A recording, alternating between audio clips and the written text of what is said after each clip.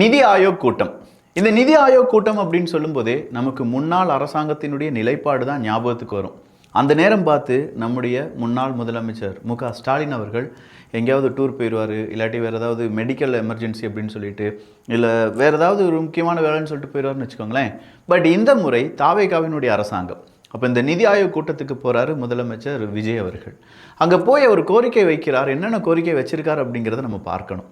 அதையும் தாண்டி இப்போ இந்த சமகாலத்தில் அரசியலில் என்னென்ன நிகழ்வுகள் நடந்துட்டு இருக்கு அப்படிங்கிறதையும் பார்க்க போகிறோம். இது தமிழ் பொக்கிஷம் வழங்கும் ஆழமான அரசியல் சதுரங்கம்.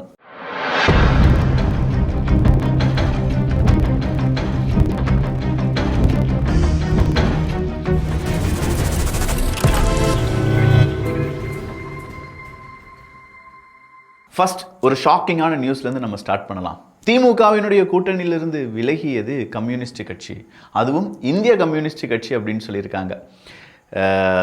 அது நாங்கள் அரசியல் மாண்புடன் தான் சொல்லியிருக்க வேண்டும். அவர் அப்படி சொல்லியிருக்கக்கூடாது. கூட்டணி கட்சி நாங்கள் யாருக்கு சொல் பேச்சும் கேட்காம தான் வந்தோம். நாங்கள் யாருடைய சொல் பேச்சும் கேட்க வேண்டும் அப்படிங்கிற தேவை எங்களுக்கு இல்லை. கனி இருப்ப காய் கவர்ந்துட்டு அப்படின்னு சொல்லி திமுகவினுடைய கூட்டணியில் இப்போ இருக்கக்கூடிய சூழ்நிலையில் நாங்கள் இருக்க முடியாது அப்படிங்கிறத வெளிப்படையாக சொல்லி வெளியில் வந்துட்டாங்க இந்திய கம்யூனிஸ்ட் கட்சி. அப்போ இனிமேல் திமுக கூட்டணியில் காங்கிரஸ் கிடையாது, கம்யூனிஸ்ட் அது இந்திய கம்யூனிஸ்ட் கட்சி கிடையாது. அப்படின்னா அடுத்ததாக இன்னும் 2 கட்சிகள் இருக்காங்களே, மார்க்சிஸ்ட் கம்யூனிஸ்ட் இருக்காங்க, இன்னொன்றுமா விசிகா இருக்காங்க. இவங்க 2 பேரும் வெளியில் வந்துருவாங்களோ அப்படிங்கிற ஒரு டவுட் இருந்தது என்றால் அதுவும் சீக்கிரமாக நடக்கும் அப்படின்னு சொல்கிறாங்க. அது ஏன்பா அப்படின்னு கேட்டால், தாவேகாவினுடைய இல்லாட்டி விஜய் அவர்களுடைய தீவிர ஆதரவாளர்களிடம் கேட்கும்போது விதியுடன் மோது விஜயுடன் மோதாதே அப்படின்னு சொல்கிறாங்க. இன்னும் கொஞ்சம் பேர் இதுதான் அரசியல் மாற்றம், இந்த மாற்றத்தை மக்கள் விரும்ப ஆரம்பிச்சிட்டாங்க, எனவே அரசியல் தலைவர்களும் அதன்படி மாற ஆரம்பிச்சிட்டாங்க அப்படின்னு சொல்கிறாங்க. அப்போ இது கூடவே வைகோ அவர்களும் வந்து விடுவாரா அப்படிங்கிற கேள்விக்கு நாம் பதில் சொல்ல வேண்டாம். கொங்கு ஈஸ்வரன் அவர்கள் இருக்கார்ல, அவர் சொல்லியிருக்காரு, கடைசி மூச்சு வரை ஸ்டாலின் கூட தான் இருப்பேன்னு சொன்னவர் இப்போ உதயசூரியன் சின்னத்துல போட்டிட்டது துரதிர்ஷ்டவசம்னு சொல்றாரு வைகோவை விளாசிய கொங்கு ஈஸ்வரன். அப்போ இந்த கொங்கு ஈஸ்வரன் அவர்கள் இவ்வளோ பெருசாக பேசுகிறாரே அப்படின்னு சொல்லி பார்க்கும்போது அவருடைய இன்னொரு காணொலி என்னால் பார்க்க முடிந்தது.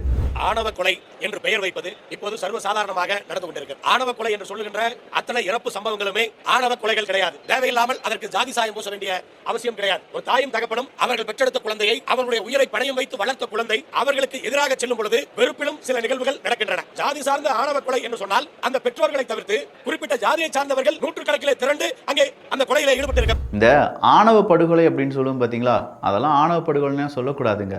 ஆணவ படுகொலைனா என்ன? ஒரே சாதிக்காரங்க ஒரு 10-40 பேர் ஒன்று சேர்ந்து ஒரு சாதிக்கு எதிராக, ஒரு மக்களுக்கு எதிராக பெருசாக ஏதாவது கலவரம் பண்ணாங்கன்னா அதுதான் சாதிய தீண்டாமை. அதுதான் அப்படி ஏதாவது கொலை நடந்தால் அதை தான் ஆணவ படுகொலை அப்படின்னு சொல்ல வேண்டும். நம்ம பெற்று வளர்க்கக்கூடிய குழந்தைகள், நம்ம ரத்தத்தையும் வியர்வையும் நம்ம செலவழித்து நம்ம குழந்தைகளை வளர்ப்போம். திடீர்னு பார்த்தா அந்த பொண்ணு யார் கூடயாவது போயிடும். அப்போ அந்த கோபம் வரும் பார்த்தீங்களா, கோபத்தில் ஏதாவது செய்கிறது ஆணவ படுகொலை இல்லை அப்படின்னு சொல்லி ஒரு கிளாஸ் எடுத்தவர் தான் இந்த கொங்கு ஈஸ்வரன் அவர்கள். ஆனால் இந்த ஒரு கான்செப்டுக்கும் திமுகவினுடைய கான்செப்டுக்கும் ஏணி வச்சா எட்டாதே. இதை கேட்டுட்டு கனிமொழி அக்கா இன்னும் ஒன்றும் சொல்லாமல் இருக்கீங்க, கீதா சீவன் அக்கா இருக்கீங்க, மேயர் அக்கா இருக்கீங்க, டிஆர்பி ராஜா அவர்கள் இருக்காரு, ராஜா அவர்கள் இருக்காரு, இவங்க எல்லாமே இதை கேட்டுட்டும் கேட்காத மாதிரி இருக்காங்க பார்த்தீங்களா. என்ன சார் நியாயம் இது? இது நியாயமா? ஆணவ படுகொலைக்கு கொங்கு ஈஸ்வரன் அவர்கள் கொடுத்த விளக்கம் நியாயமா இல்லையா? அதே கொங்கு ஈஸ்வரன் அவர்கள் அடுத்ததாக திமுக தனியாக தான் நிற்க போகுது, துரை வைகோலாம் கலண்டுட்டு ஓடிடுவார், வைகோலாம் இனிமேல் கட்சியே கிடையாது அப்படின்னு சொல்லி ஒட்டுமொத்தமாக கூட்டணி கட்சிகளை அவமானப்படுத்தக்கூடிய வேலைகளிலும் ஈடுபட்டு இருக்காங்களே. இதை கண்டிக்காமல் இருந்தீர்கள் என்றால் எகெயின் திமுக அந்த கூட்டணிக்குள் பிளவு வருமா வராதா?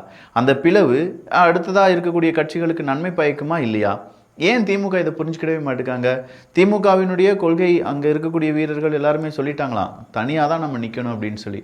அப்போ தனியாக நிற்கிறீங்க அப்படிங்கிறது ஒரு புறம் இருக்கட்டும், ஆனால் வாண்டடாக தனியாக நிற்க போகிறீங்க அப்படிங்கிறது வேற யாருமே உங்கள் கூட இருக்க மாட்டாங்க, நீங்கள் தனியாக தான் நின்று ஆக வேண்டும் அப்படிங்கிற ஒரு காரணம் வேற பார்த்தீங்களா. இப்போ திமுகவுக்கு 2வது ஆப்ஷன் தானா. ஏன்னா எல்லாருமே திமுக விட்டுட்டு வெளியில் வர்றதுனால வாண்டடாக அவங்க நான் தனியாக நிற்கிறேன் அப்படின்னு சொல்ல மாட்டாங்க. வேறு யாருமே இல்லாததுனால அவங்க தனியாக நிற்க வேண்டி இருக்கும் அப்படிங்கிற தகவல் ரொம்ப விரைவாக தமிழக அரசியலில் பெருசாக பேசப்பட்டு வருகிறது. சரி, இப்போ நேராக நிதி ஆயோக் கூட்டத்துக்கு போகிறாரு. அந்த நிதி ஆயோக் கூட்டத்தில் போய் விஜய் அவர்கள் என்னென்ன கோரிக்கை வச்சார் ஒவ்வொன்றா பார்க்கலாமா? இலங்கை பாகிஸ்தான் சிறைபிடிக்கப்பட்ட மீனவர்களின் படகுகளை மீட்க நடவடிக்கை.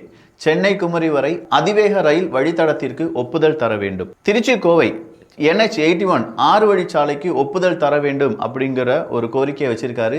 சிறப்பாக செயல்படும் மாநிலங்களுக்கு உரிய அங்கீகாரம் தர வேண்டும். ஏன்னா தமிழ்நாடு அடுத்த கட்டத்தை நோக்கி வளர்ச்சி பாதைக்கு போயிட்டு இருக்கு. அப்போ சிறப்பாக நாங்கள் உங்களுக்கு பங்கீடு தருகிறோம், இந்த மாதிரியான மத்திய அரசாங்கத்துக்கு பங்கீடு தருகிறோம் என்றால் அதுக்கான அங்கீகாரத்தை நீங்கள் ஒவ்வொரு மாநிலத்துக்கும் கொடுக்க வேண்டும் அப்படின்னு சொல்லியிருக்காங்க. ஒகேனக்கல் 3ஆம் கட்ட குடிநீர் திட்டத்திற்கு ரூபாய் 2283 கோடி நிதி வழங்க வேண்டும். அதே மாதிரி தமிழ்நாட்டில் 2வது எய்ம்ஸ் மருத்துவமனையை அமைக்க வேண்டும், அதுவும் கோயம்புத்தூரில் அமைக்க வேண்டும் அப்படின்னு சொல்லி கேட்டிருக்காங்க. கோயம்புத்தூரில் 2வது எய்ம்ஸ் வருகிறது என்றால் அதை விட பெரிய ஒரு சாதனை ஒன்றும் இருக்காது. ஸோ அந்த மாதிரியான ஒரு விஷயத்தை அவங்க கோரிக்கை வச்சுருக்காங்க. தமிழகத்திற்கு நீட் விலக்கு அப்படிங்கிறது தேவைப்படுகிறது. காரணம் இருக்குது, இங்கே இருக்கக்கூடிய மாணவ மாணவிகள் கிராமப்புறங்கள்லாம் அதிகமாக படிச்சுட்டு வராங்க. அப்போ அவங்க இந்த நீட் அப்படிங்கிறதுல காம்படிட் பண்ண முடியாத ஒரு நிலைமை இப்போது இருந்துட்டு இருக்கு. அதனால் நீங்கள் தமிழ்நாட்டுக்கு மட்டும் நீட் விலக்கு அப்படிங்கிறது தர வேண்டும் அப்படின்னு சொல்லி மத்திய அரசாங்கத்திடம் கோரிக்கை வச்சுருக்காங்க. அடுத்ததா சமக்ர சிக்ஷா, எல்லாருக்கும் பொதுவான கல்வி அப்படிங்கிறதுல எந்த நிபந்தனையும் இன்றி, அதாவது மும்மொழி கொள்கையை நீங்கள் கடைபிடித்தால் தான் நாங்கள் இந்த கேஷ் உங்களுக்கு தருவோம் அப்படின்னு சொல்லி எந்த நிபந்தனையும் இல்லாமல் தமிழ்நாட்டுக்கு கொடுக்க வேண்டிய 3284 கோடியை உடனடியாக ரிலீஸ் செய்ய வேண்டும் அப்படின்னு சொல்லியிருக்காங்க. முக்கியமாக திருக்குறளை தேசிய இலக்கியமாக மாற்றியமைக்க வேண்டும் அப்படிங்கிற ஒரு கோரிக்கையை வச்சிருக்கார். இதெல்லாமே திமுக கட்சியில் திமுக ஆட்சியில் சொன்னாங்களா அப்படின்னு கேட்டால் அவங்களும் சொல்லியிருப்பாங்க. திருக்குறளை தேசிய நூலாக்க நாங்கள் பாடுபடுவோம் அப்படின்னு சொல்லி திமுகவினுடைய வாக்குறுதி கடந்த காலங்களிலும் இருந்திருக்கு, இப்போது இருக்கக்கூடிய வாக்குறுதிகளிலும் இருந்திருக்குன்னு வச்சுக்கோங்களேன். பட் அது தேசிய இலக்கியமாக இன்னும் ஏன் மாற்றப்படவில்லை? மத்தியிலையும் மாநிலத்திலையும் ஆண்ட கட்சிகள் என்ன செஞ்சுட்டு இருந்தாங்க அப்படிங்கிறதுலாம் இருக்குல்ல. அகெயின் தாவேகா அது ஒரு ரிக்வஸ்டாக வச்சிருக்காங்க.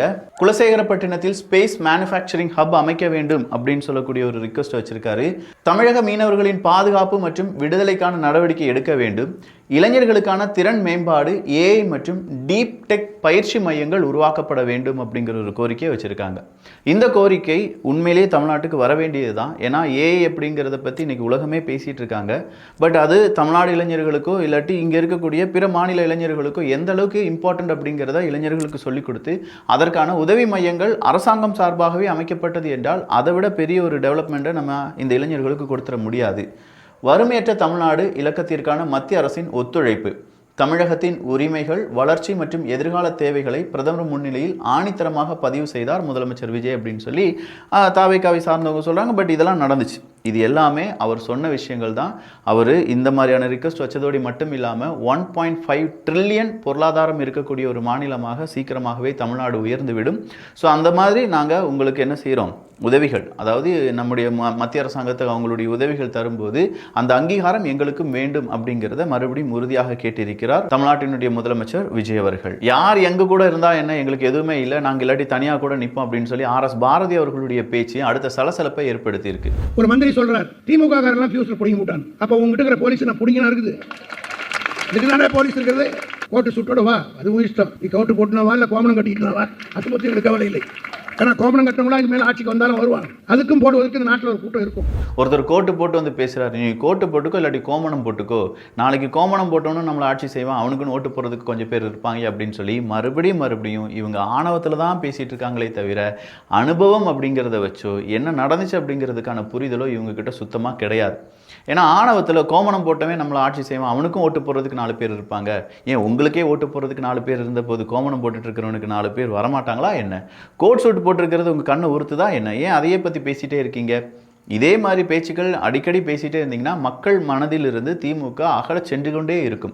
அதை யாராலையுமே பிடிச்சு நிப்பாட்ட முடியாது. ஸோ சீக்கிரமாக ஜென்சி பசங்க அப்படின்னு சொல்லுற ஒரு கூட்டம் நடந்துச்சு. இந்த தருணத்தில் 3 மணி நேரமாக நம்மளுடைய சட்டமன்ற உறுப்பினர் மதிப்பிற்குரிய டிசி பெரியப்பாவுடைய மகன் அன்பு மகன் சுஜன் அவர்களும், மதிப்பிற்குரிய அண்ணன் நாடாளுமன்ற உறுப்பினர் முரசொலியனுடைய அன்பு மகன் ஆதவன் அவர்களும், இந்த 2 சகோதரர்களும் 3 மணி நேரமாக உட்காந்துருக்காங்க. இப்போ சொல்லுங்க, கொள்கை வாரிசு நம்ம, கொள்கை வாரிசுக்கான இயக்கம் நம்ம. அடுத்ததாக நமது கும்பகோணம் மாநகரத்துடைய துணை மேயர் அவருடைய மகன், இவருடைய மகன் கீழே உட்கார்ந்துருக்காரு, அவருடைய மகன் கீழே உட்கார்ந்துருக்காரு, அவங்க 3 மணி நேரமாக இப்போ வெயிட் பண்ணிட்டு இருக்காங்க அப்படின்னு சொல்லி எகெயின் அண்ட் அகெயின் அதை ஒரு குடும்ப கட்சியாகவே கொண்டு போயிட்டு இருக்காங்க.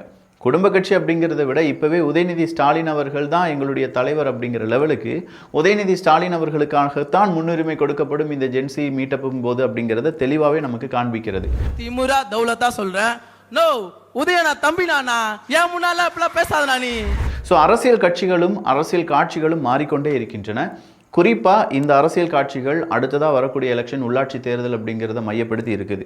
இந்த உள்ளாட்சி தேர்தலில் யார் யாருடன் கூட்டணி நிற்க போகிறாங்க, யார் தனியாக நிற்க போகிறாங்க அப்படிங்கிற டிபேட் இப்போவே ஆரம்பிச்சதுனால தான் ஒவ்வொரு கட்சியும் சும்மா போட்டு வாங்கி பார்க்குறாங்க. நாங்கள் தனியாக நிற்க போகிறோம், நாங்கள் வந்து தனியாக தான் நின்றாக வேண்டும் அப்படின்னு சொல்லி எங்களுடைய தொண்டர்கள் சொல்கிறாங்க.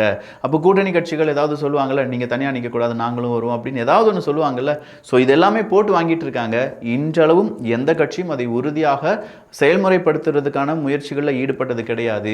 அந்த நேரம் வரும்போது கூட்டணி இப்போது காலத்தின் கட்டாயம், இந்த முறை கூட்டணி, நெக்ஸ்ட் டைம் கூட்டணி கிடையாது அப்படின்னு சொல்லி ஒரு 5 வருஷம் ஏமாத்திட்டு போயிடலாம். ஸோ எது எப்படி இருந்தாலும் இப்போ தமிழ்நாட்டில் நடக்கக்கூடிய இந்த மாற்றங்கள், இந்த நிகழ்வுகள், இதை நாம் தெரிந்திருப்பது ரொம்பவே தேவைதான். இதை தாண்டி என்னென்ன நடந்துட்டு இருக்கு அப்படிங்கிறதான் தெரிந்து கொள்வதற்கும் நம்முடைய அரசியல் சதுரங்கம் சேனலை சப்ஸ்கிரைப் பண்ணிக்கோங்க. நல்லதை பகிர்ந்து நல்ல சமுதாயத்தை உருவாக்குவோம். நன்றி, வணக்கம்.